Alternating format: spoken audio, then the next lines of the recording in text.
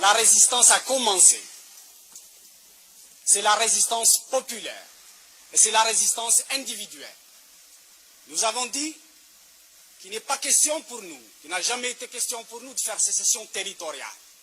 Ce qui nous importe, ce n'est pas de défendre des bâtiments, mais de faire en sorte que les troupes de Boumediene, qui se comportent en troupes d'occupation, n'aient aucun répit.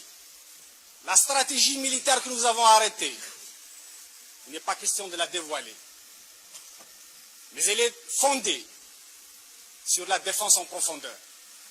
Elle est fondée sur la guérilla.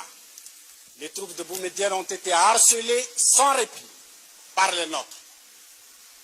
Maintenant, il vous appartient à vous, à nous tous, de continuer la résistance.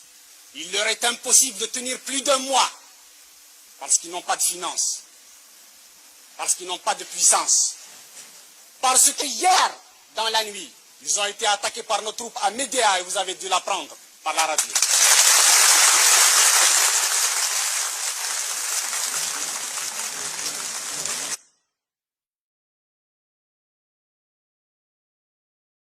Du colonel Boumediene, le colonel Boumediene, ce que je peux dire de lui, c'est un petit intellectuel venant de la mosquée du Caire. Il a fait sa révolution au Maroc et à Tunis. Il rentre avec les canons, les divisions que le peuple qui a lutté ici a gagné pour casser avec les mêmes canons le reste de la population qui a libéré le pays. Je le jure devant Dieu et ses hommes que nous déposerons ces armes et cette tenue de combat que par l'installation des principes démocratiques et justes.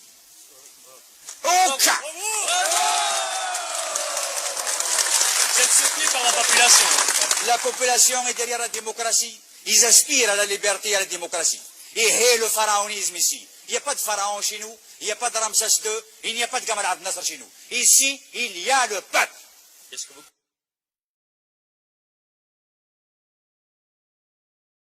Mon colonel, vous avez fait 7 ans de guerre. Vous êtes prête à recommencer? Oui, j'ai fait 8 ans de guerre contre le colonialisme. Si le gouvernement algérien décide à remplacer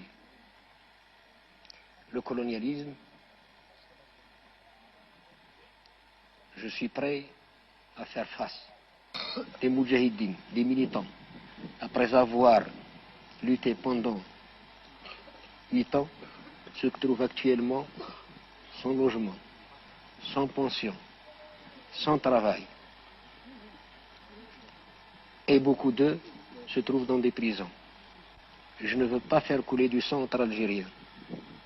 Je l'ai évité déjà. Ce qui vous a coûté vos galons.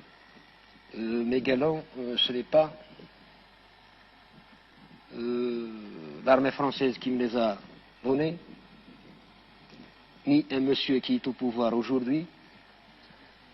Mes galons m'ont été donnés par les moudjahidines, qui la plupart ne se retrouvent pas parmi nous aujourd'hui. Je les ai gagnés au combat révolutionnaire, à la lutte de libération nationale.